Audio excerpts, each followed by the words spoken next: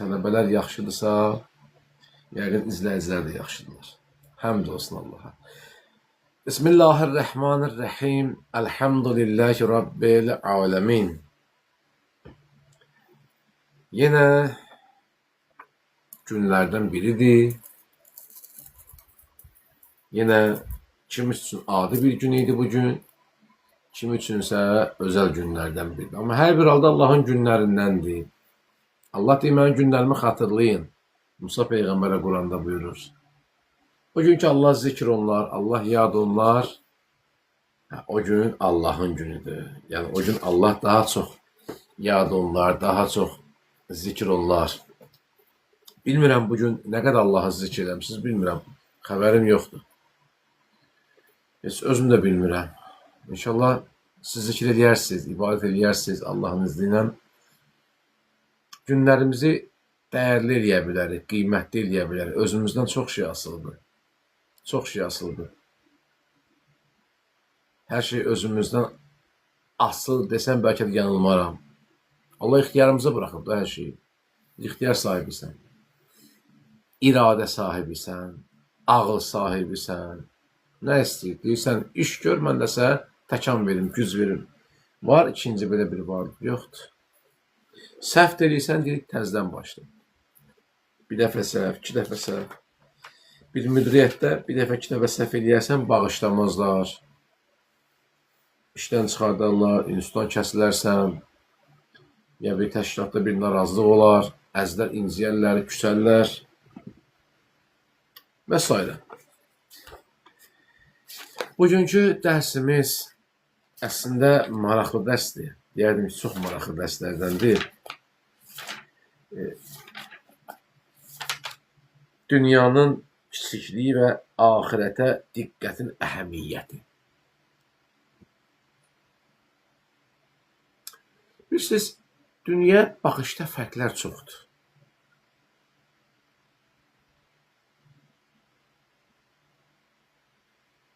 Var bacarıqlı insanın baxışı, bir də var bacarıqsız insanın baxışı. Və rəftarı və onlar arasındakı fərq. Mən əminəm, tam əminəm, bu etiqaddayam, şəxsən özümü deyirəm, amma subyektiv fikrimi deyirəm. Çox nadir halda mən subyektiv fikir bildirirəm, çox nadir hallarda, amma bugün bildirirəm. Və əminəm ki, mömin insanlar, deyəcək Say müəllim, valla biz mömin deyilik. Yaxşı, sıradan bir insanlar, namaz qılan bir insanlar və ad qoymuram. Elə bu yayımda izləyən qardaş bacılarımız, mən əminəm və bu etiqaddayım ki, nə zamansa, dünən mi deyim, bugün mü deyim, 5 gün bundan qabaq, 1 il bundan qabaq, 1 ay bundan qabaq, 2 həftə bundan qabaq, sən hiss eləmirsən ki, başqalarından fərqlənirsən. Və zamanla da bunu hiss edə bilirsən. Amma sanki, daha doğrusu, bəzən bunu dilə gətirə bilmirsən. Bir nəfər görsən qabağın, oturub səndən qabaq söhbət edirsən, deyirsən, ay Allah, mən nə yaxşı mən bunun kimi deyiləm. Bizim bir sözümüz var, Azərbaycandan bir söz var, Allah məndən uzaq eləsin. Allah uzaq eləsin. Bəzən başqasının ailəsinə baxıb şükür edirik ki, Allah, nə yaxşı bizim ailəmizdə belə şey yoxdur. Bu özü bir dənə fərqlilikdir, ha? Bu özü bir fərqlilikdir. Allah etdiyin o əməllər ki var, gələcək düşünürsən, axirət düşünüb, agahlıq axtaran, ayıqlıq axtaran bir bəndə, cəhənnəmin qorxusun, cəhənnəmin əzabını dərk edən bir bəndə, qəflətə düşməmək üçün addım atan bir bəndə, gec-tez bunu hiss edir. Və bu bacarıqlı bir insan formalaşır, bu xüsusiyyətlər. Və bir müddətdən sonra baxırsan ki, sən başqalarından fərqlənirsən, digərlərinin görə bilmədiyini görürsən.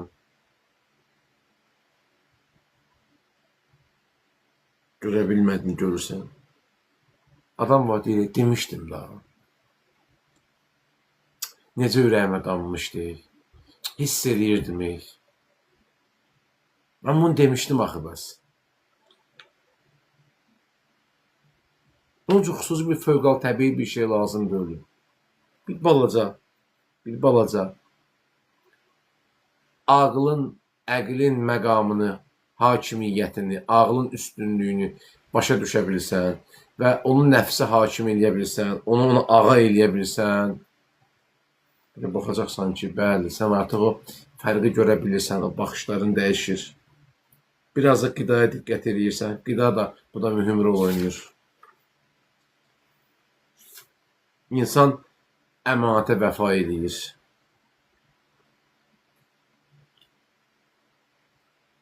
Peyğəmbər sallallahu buyurur ki, Əbazərə, ya Əbazər, bu ümmətin əlindən çıxacaq və itirəcək iki sifət var. Yəni, əlindən çıxacaq, itirəcək iki sifət. Əmanətə vəfa və ruhu və qəlbi hazırlıq olacaq. Yəni, bu iki şey çıxsa, işdir o yerə gələcək ki, qəlbən qorxan bir nəfər belə tapılmayacaqdır. Görürsünüz, çox çətin bir dövr mü deyim, zaman mı deyim. Bir dənə o zamandayıq ki, məsəl üçün, illərin dostu, illərin rəfiqəsi, illərin tələbə yoldaşları, qardaşları, möminləri baxırsan ki, bir məsələdə ixtilaf düşür. Bu ixtilaf bunların inkişafı əvəzinə, biri-birindən küsürlüyünə səbəb olur. Biz görmüşük bir məsələdə ixtilaf varsa, bunu elmi müstəvidə, rasional müstəvidə, məntiq müstəvisində, ağıl müstəvisində, hissə qapılmayaraq, emosiyaya qapılmayaraq, haykü qoparmayaraq həll olunar. Və bu da hər hansı bir udmaq və uduzmaq məsələsi olmaz. Kimisə məğlub elədim, gördüm, mən düz dedim. Hə, mən düz dedim. Bilmirəm, hiss eləmişsiniz yoxsa yox. Sosial şəbəkədə belə şeylər bəzən görürsən ki, gündəmdə olur. Kimsə bir söz deyəndə, hamı topa ilə sanki cumurlar onun üstünə, bir adamın üstünə, onun fikirlərinə qarşı çıxırlar. Və maraqlı tərəf bilirsiniz nədir? Ən pis tərəf bilirsiniz. Bilmirəm, buna pis deyim, yoxsa maraqlı tərəf deyim. Bir nəfərin demədiyi bir şeyə görə adamı ittiham edirlər. Çox maraqlıdır. Bəlkə də sizin ətrafınızda belə hadisələr baş verir. Belə insanlar görmürsünüz. Soruşursan ki, nədir sənin dəlilin? Deyir, budan məna belə çıxır da. O məna belə çıxır ayrı şeydir. Mən bir dənə söz deyərəm ki, mənim beynimdə başqa məna olar, sən başqa bir şey düşünə bilərsən. O eşitmişsiniz da, İmam Həsən Əsqəri əleyhissalamın hadisəsini bir nəfər olur, təəssübkeş bir alim olur. Gəlir irad durur, Quran-ı kərimdən səhv tutmağa çalışır. Eşitmişsiniz da bu məsələni? Deyir, Quranda mən ziddiyyətlər tapmışam, bir-birini əksdir. Bəli, Qurana baxsan ki, bəzi ayələr bir-birini əksdir. Bir yerdə deyir, Allah bağışlayandır, əfv eləyəndir, bir yerdə Allah bağışlamaz. Bilmirəm, sizinlə çıxıb rastı. Hədislərimizdə də bu şeylər var. Bir yerdə deyir, falan şey eləmək olar, bir yerdə deyir, eləmək olmaz. Düzdür? Yəqin ki, tək belə şeylər oxuyan mən deyiləm. Siz daha çox oxuyarsınız inşallah. Nədir məsələ? Məsələ budur ki, sən mənim beynimdəkini oxumamısan və özündən fikir bildirirsən, çıxışlar eləyirsən, videolar paylaşırsan, belədir cəmaata qızışdırırsan, fitnə salırsan, falan kəs bu cür dedi, falan kəs o cür dedi. Deyirsən ki, o dediyini göstər görün bir şəkil, video, səs, yazı. Deyir, yox, onun sözündən belə çıxır da. Yox, adam o sözü deyib ya deməyibdir. Yox, deməyib. Bə niyə o sözündən söz qoşursan? Belə bir dövrə gəlib çıxmışıq. Qəlbi və ruhi hazırlığımız yoxdur. Ki, ittiham eləməyə tələsirik. İttiham eləməyə tələsirik. Özümən bir dənə söz deyim mi? Səhvi çox olan adamlar, günahı olan adamlar həmişə özünə yoldaş axtarırlar. Bilmirəm niyə belədir. Adam görmüş ki, səhv eləyəndə, əgər sən inansız bir adamsansa, səhv eləmisənsə, düzəltmək üçün bir yol axtar da, yol axtar, ay müəllim, ay ustad, ay tələbə, ay filan kəs, ay ruhani, bir yol axtar. Əksinə səhv eləmirsən, istəyirsən hamı səhv eləsin. İnan Allaha bunlar cavab verəcəklər. Bu adamlar cavab verəcəklər. Peyğəmbər ümmətin yaxşı sifətlərinin əldən çıxacağını bildir Əbazərə.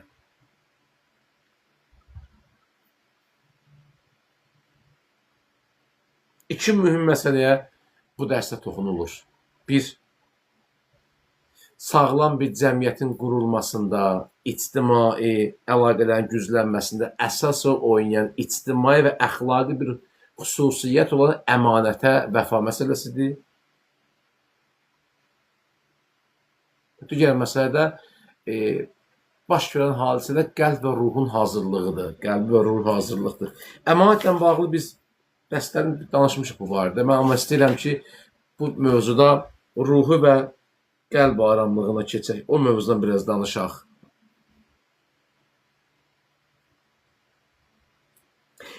İbadətin dəyəri, əzizlər, onun zahiri hərəkətlərində deyil. Siz bir nəfərin çox səcdə eləməsinə aldanmayın.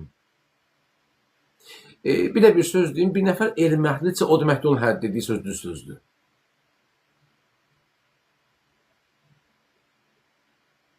Araşdırmaq lazımdır. Vərdiş xatirinə edilən ibadət insanı mənəvi ucalığa çatdıra bilməz. Çatdıra bilməz. İbadətə ki, məşğul oldun, daxil oldun, dünyəvi fikirləri çıxart. Dünyəvi fikirləri çıxart. Təmizlə, ondan sonra daxil ol. İnsan bir yerə daxil olunanda ayaqqabılarını çıxardır, fikir vermişsiniz. Bir ziyarətə daxil olanda, bir qonaq gələndə, bir yerə gedəndə necə eləyir? Biz üstü başını təmizləyirik də, ən azından bir səliqə səhman yaradırıq ki, mən qonaq gedəcəm. Hətta adam evinə qonaq gələndə belə özünə bir bərbəzək verir, yaxşı mənada bir təmizlik ki, evimə adam gəlir, üstün bir abırı bir paltar ki, bizim böyüklərimiz deyir, bir normal bir adam balası kimi bir paltar geyinim, abırı paltar geyinim, təmiz bir paltar geyinim. Yaxşı, ev adam gələcəkdir. Üstün başını biraz düzəldim. Allahla görüşə tələsən adam mütləq şəkildə təmizləməlidir bu. Qəlbi dünyəvi fikirlərini təmizləməlidir.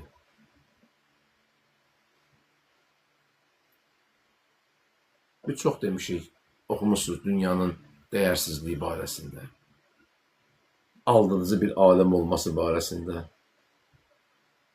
Ben bilmirəm, bugün bir şey paylaşmışdıq, bugün bir mövzu paylaşmışdıq.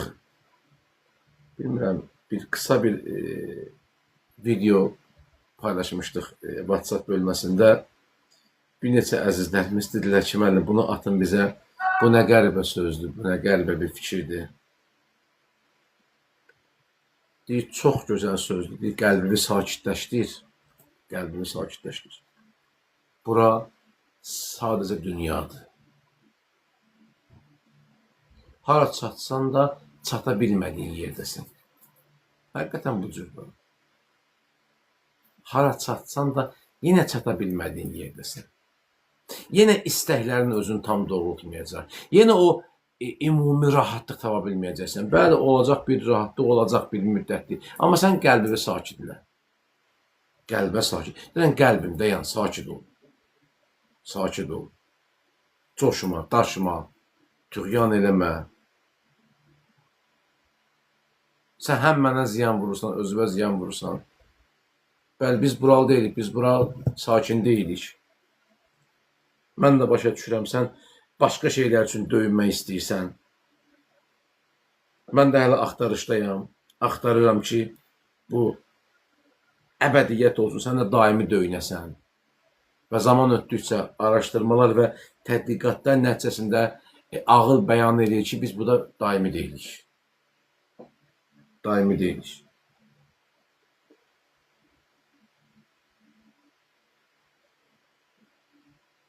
Bir dənə gəzməyə çıxırsan, bir dənə parka çıxırsan, bir də uşaq ağlayır, ayana, evə getmək istəyirəm. Uşağa nə cür deyirik? Abla, dayan gedirik, az qal, çatırıq indi, gedirik. Niyə? Uşaq evdə öz oyuncağınla oynamaq istəyir, öz arabasını sürmək istəyir, itinlə, pişiyinlə oynamaq istəyir, velosipedini sürmək istəyir, evdə nə bilim PlayStation onunla oynamaq istəyir. Bir rahatlıq var ki, onu evdə görür, oranı istəyir. İnsan ruhu bu cürdür, rahatlıq üçün axtarış edir.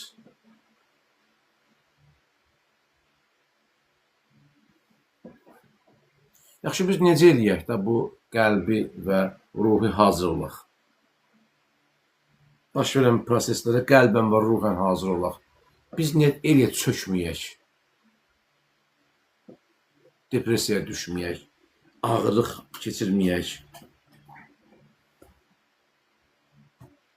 Ki, biz ibadətə gələndə yaxşı mənada özümüzdə olmayaq. Adam da var, istəyirəm ibadətinə həzz alamda, rahat olam. Düzdür, bəzən biz deyirik, namaz qıldıq, nə deyirik? Biz namazdan sonra deyirik, rahatlıq tapırıq. Bunun bir neçə fiziki və mənəvi səbəbləri var. Ruhani səbəblər də var. Çünki əksər adamdan soruş, namaz qılandan sonra deyir, elə rahat oldum, elə bir üstümdən ağır yük getdi. Peyğəmbər deyirdi, Bilal dur, əzan ver, keyf eləyək. Peyğəmbər namazda hal tapırdı. Namazda halı dəyişirdi. İmam Həsən əleyhissalam ayağına ox vururlar. İmam namazda bunu hiss eləmir. Biz o haldayıq. Görürsünüz, bəzən bir dəfə demişəm bunun dərslərin birində, 1-2-3 il bundan qabaq, əgər yazıda gəlsə. Evdə salat doğramısınız da. Xanımlar bu işi daha peşəkarıdırlar. Evdə salat doğramısınız, yemək pişirmişsiniz, düzdür? Ya həyət baxıb qapı baza süpürürsünüz, evin tozunu alırsınız. Nəsə bir işdən məşğulsuz, fiziki bir işdən məşğul. Bir də günün sonunda baxsan ki, əlin burasından qan axır. Əlin cızılıbdır, qızarıbdır. Heç özü-özünə demirsən ki, ay Allah, bu hardan cızıldı belə? Mənim bu əlim nə vaxt cızıldı? Bu qan nə vaxt çıxdı buradan? Mütləq ki, xanımlar bu sualı özünə veriblər. Ən azı ömürdə bir dəfə belə hadisə olur. Baxsan ki, əlin kəsilib, burası acıca qan axır. Əlin qırağı cızılıbdır. Deyirsən, ay Allah, bu hardan oldu?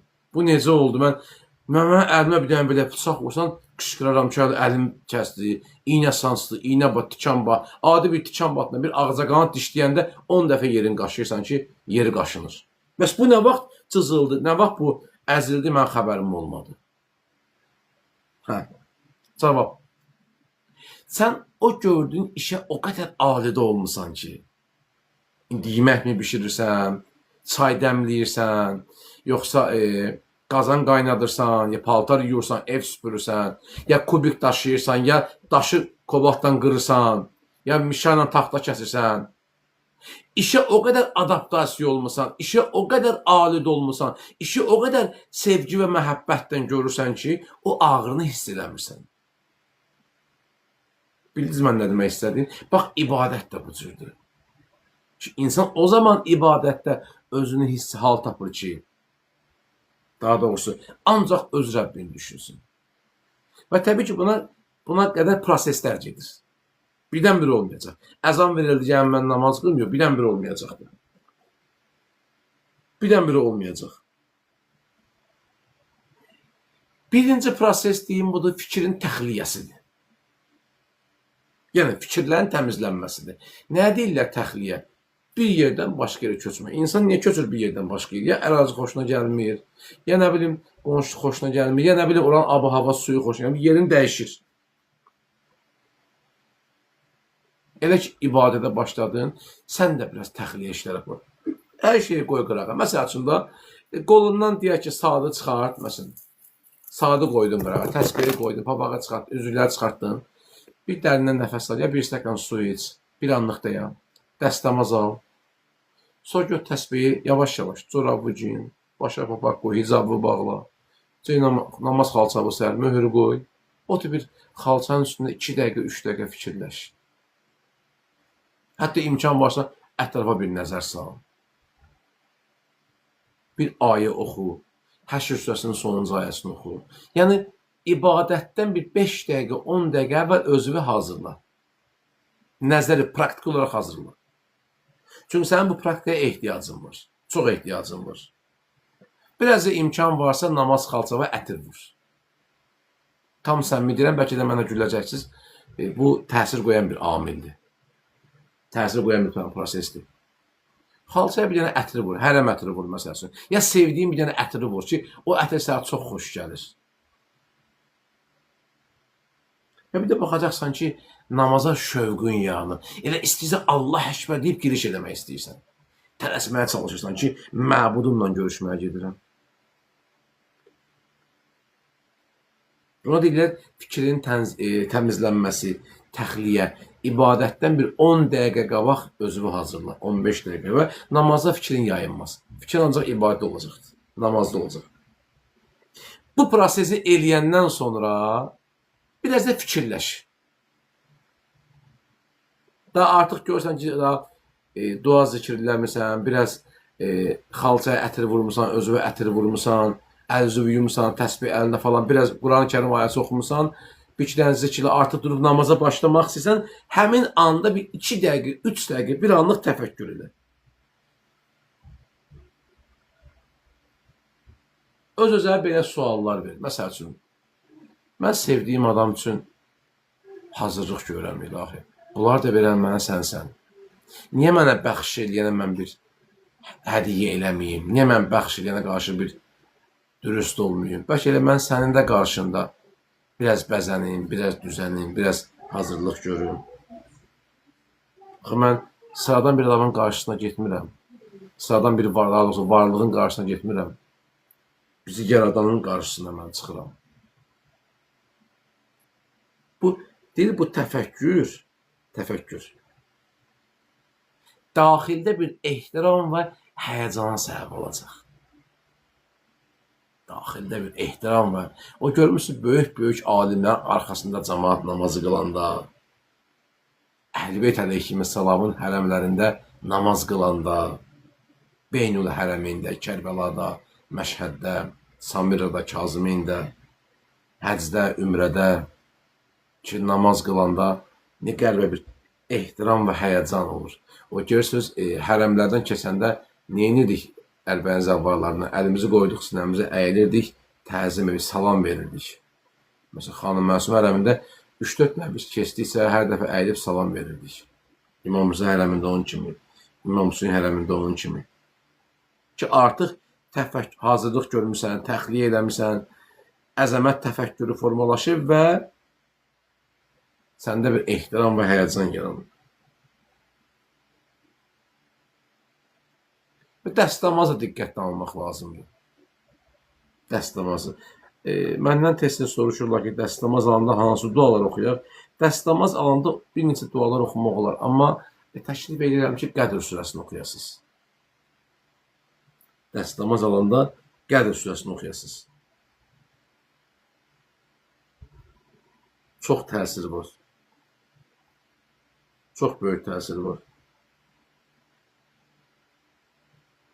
Elə oxuyun ki, hissə başlayana qədər, ta qutarana qədər həmin surəni oxuyub bitirə biləsiniz. Bunun çox böyük mənəvi təsiri var. İbadətdə namazın sözlərinə fokuslanın. Elhamdülillah, Subhanallah. Hər bir sözün çalışın tərcüməsini və mənasını biləsiniz. Ola bilər ki, ərəb dilində oxuya bilmirsiniz, amma ən azından bunu Azərbaycan dilinə tərcümədə baxa bilərsiniz.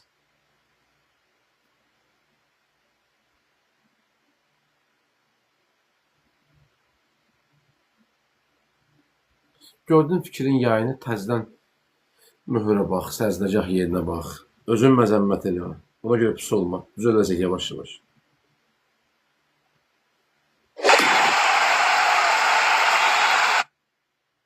Qəlb hazırlığının ən böyük sirri, deyərdim ki, gün ərzindəki rəftardır.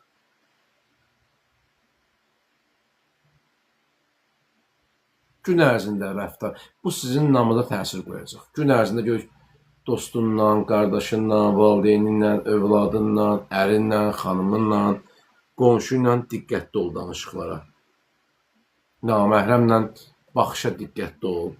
Dil və gözünü qorumağa çalış. Bunlar ruhi hazırlığın əsas pratik qaydalarıdır. Əsas pratik qaydaları.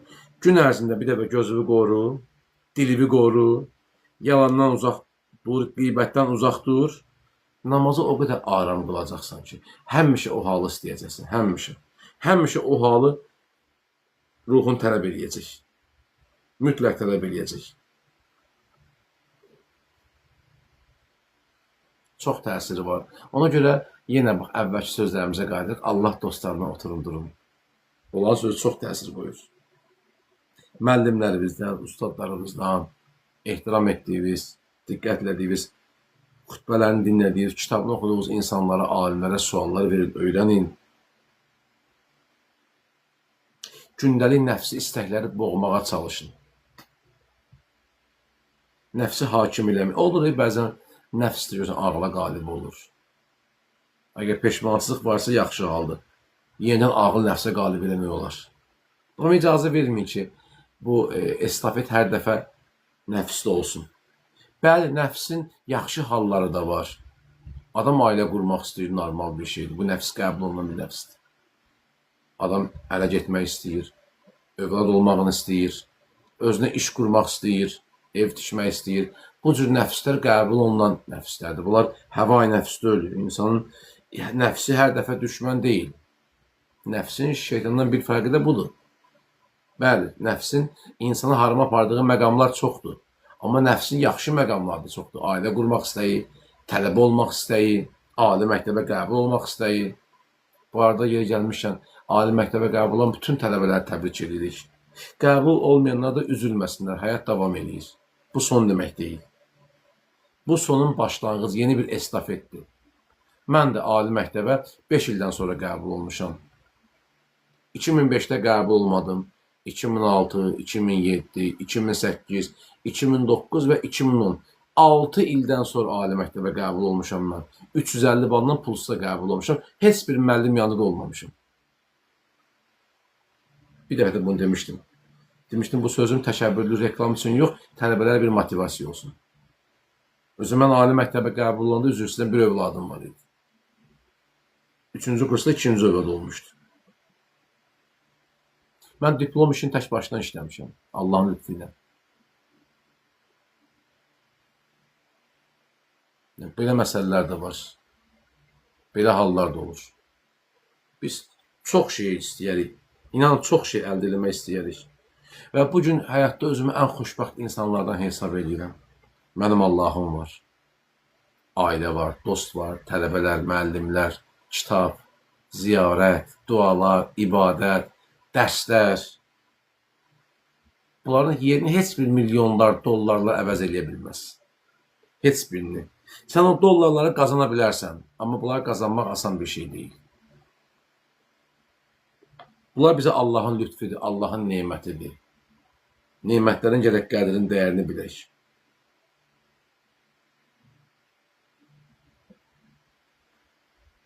Bəli, qəlb və ruh bir gecədə əldə olunan proses deyil. Keyfiyyət deyil. İdmancı ki, görürsünüz, həmişə əzələsi məşq elətdirir, muskullarını, qollarını belə idman bədən fiqurası yığır, bədən forması formalaşdırır. Birdən bir həll olmur bu. İllərin, ayların məşqləri, təlimləri müqabilində gəlir çempion olur. Yer tutur, qələbə qazanır, medal qazanır.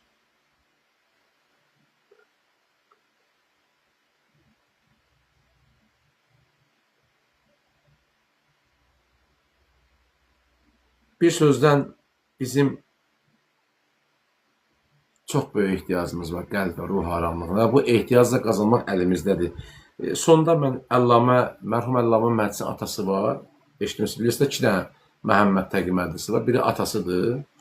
Məhəmməd Təqi Məhdisi böyük arif olub, fəqih olubdur. İbadətdə ruh və qəlbi halın formalaşmasından bağlı bir şey yazır. Deyir ki, gənclik illərim idi. Deyir, çox çalışırdım ki, ibadətdə bir qəlb aramlığı yaradım özümdə formalaşsın. Hüzur tapmaq istəyirdim ibadətlərimdə. Bu, bizim bildiyimiz Məhəmməd Təqi Məhdisi deyil, bunun atası danışır. Deyir, bir gecə səhərə yaxın namaz qıldıqdan sonra, ibadət etdikdən sonra içimdə elə bir ruhi bir yüngüllük və hazır hal yarandı. Hiss elədim ki, bu an Allaha nə dua etsəm qəbullar. Bu zamanla bir çoxlarımızın həyatında olur. Heç olub ki, məsələn, namaz qılmışsınız, elə həmin günü namaza çox həvəsli olmuşsunuz. Ancaq ibadətlə məşğul olmaq istəmişsiniz. Çoxlu dualı eləmək istəmişsiniz. Mən demirəm bu hal hər dəfə olur. Hər dəfə olsa yaxşı olar. Amma görürsən ki, ya ayda bir dəfə, həftədə bir dəfə, ya günün hansısa bir saatında namaz qılanda Çox qəribə, xüsusi bir eşq və məhəbbətlə namaz qılırsan. Belə özünün içindən bir sanki coşur insan. Ya hansısa bir kinoya baxır, həvəslənir, ya bir kitab oxuyur, ya bir nə bilim bir hədis eşidir, bir dənə video rolika baxır məsəl üçün. Kiçik bir ondan təsirlənir. Hətta ya bəzən gözü ona uyğun bir status da paylaşır. Yazı da paylaşır. Deyir, həmin andan istifadə edin. Deyir, mərhum Məhəmməd Təqi Məclisi deyir, həmin an hiss etdim ki, nə etsəm duamı qəbul olunur. Bax, siz də həmin an çoxlu dualar edin. Deyir, həmin an oğlum Məhəmməd Baqir hələ kiçik yaş, bələkdə idi. Bihar Ləmbarı yazan, vəd olunmuş Mehdi kitabı, Cəlal Uyun kitabı, 14 Məsumun həyatı. Bəli, qərib bir haldır.